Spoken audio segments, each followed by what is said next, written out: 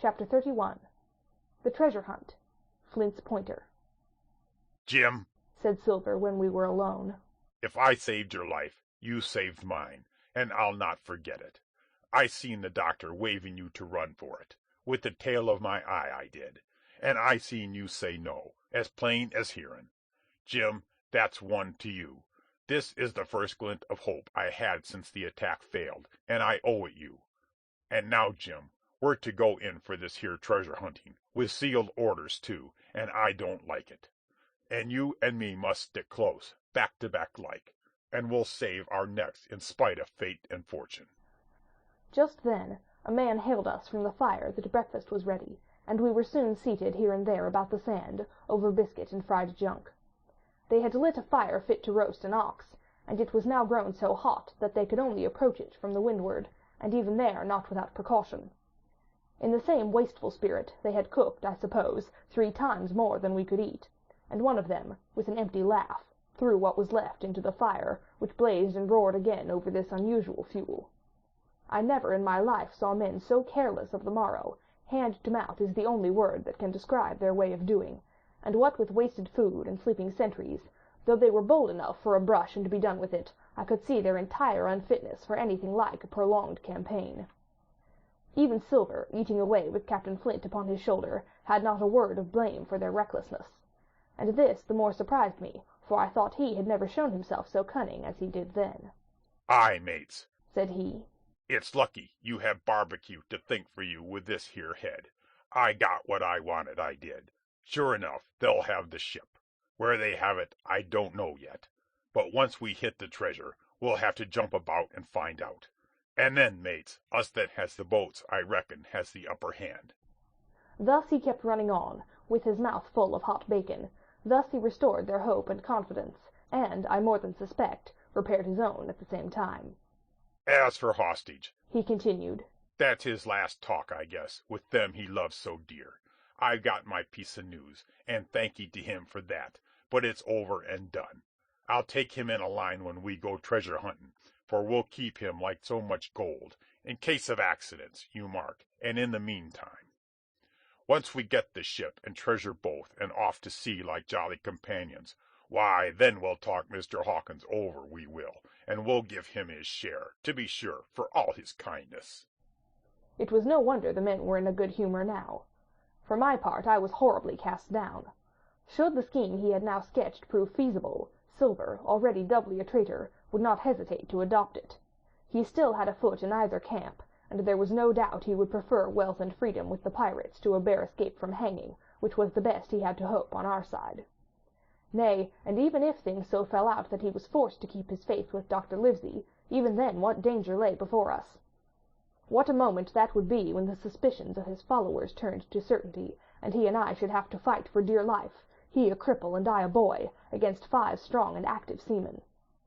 Add to this double apprehension the mystery that still hung over the behavior of my friends, their unexplained desertion of the stockade, their inexplicable cession of the chart, or, harder still to understand, the doctor's last warning to Silver, "Look out for squalls when you find it," and you will readily believe how little taste I found in my breakfast, and with how uneasy a heart I set forth behind my captors on the quest for treasure. We made a curious figure, had anyone been there to see us, all in soiled sailor clothes, and all but me armed to the teeth. Silver had 2 guns slung about him, one before and one behind, besides the great cutlass at his waist, and a pistol in each pocket of his square-tailed coat.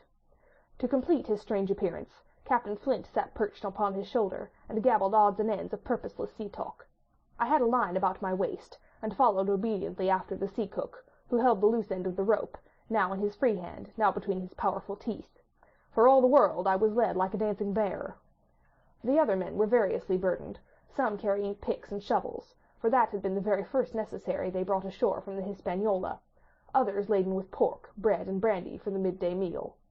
All the stores, I observed, came from our stock, and I could see the truth of Silver's words the night before.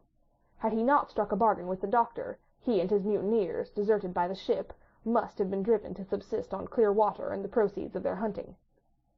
Water would have been little to their taste. A sailor is not usually a good shot, and besides all that, when they were so short of eatables, it was not likely they would be very flush of powder. Well, thus equipped we all set out, even the fellow with the broken head, who should certainly have been kept in shadow, and straggled one after another to the beach, where 2 gigs awaited us. Even these bore traces of the drunken folly of the pirates, one in a broken thwart, and both in their muddy and unbaled condition. Both were to be carried along with us for the sake of safety, and so, with our numbers divided between them, we set forth upon the bosom of the anchorage. As we pulled over, there was some discussion on the chart. The Red Cross was, of course, far too large to be a guide, and the terms of the note on the back, as you will hear, admitted of some ambiguity. They ran, the reader may remember, thus: Tall tree, spyglass shoulder, bearing a point to the north of north-northeast.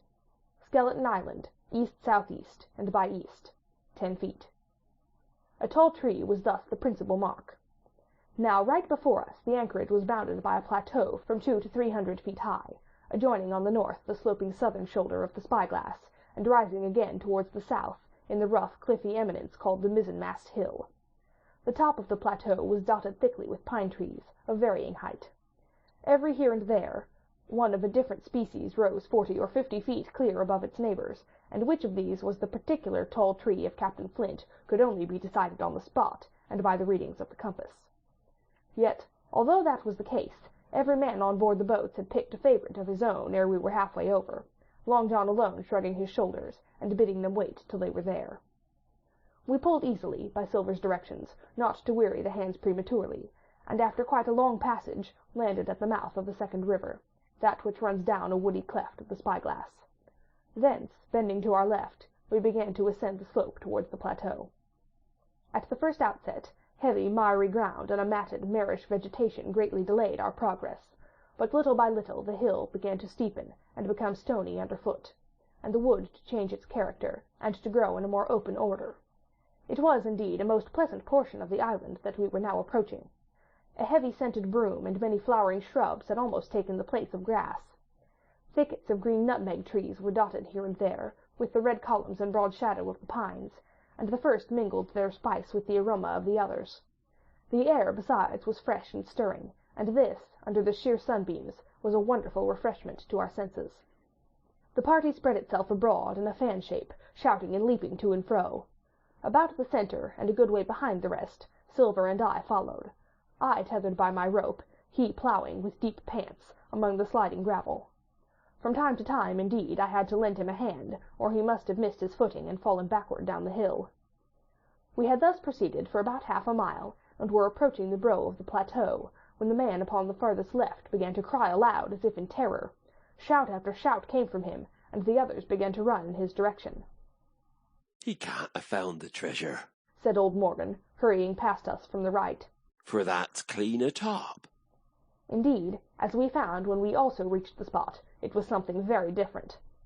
At the foot of a pretty big pine, and involved in a green creeper, which had even partly lifted some of the smaller bones, a human skeleton lay, with a few shreds of clothing on the ground.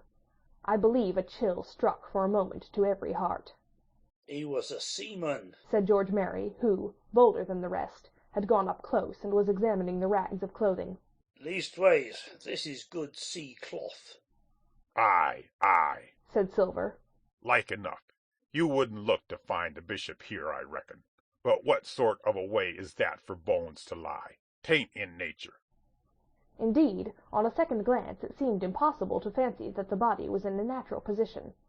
But for some disarray, the work perhaps of the birds that had fed upon him, or of the slow-growing creeper that had gradually enveloped his remains, the man lay perfectly straight, his feet pointing in one direction, his hands raised above his head like a diver's, pointing directly in the opposite.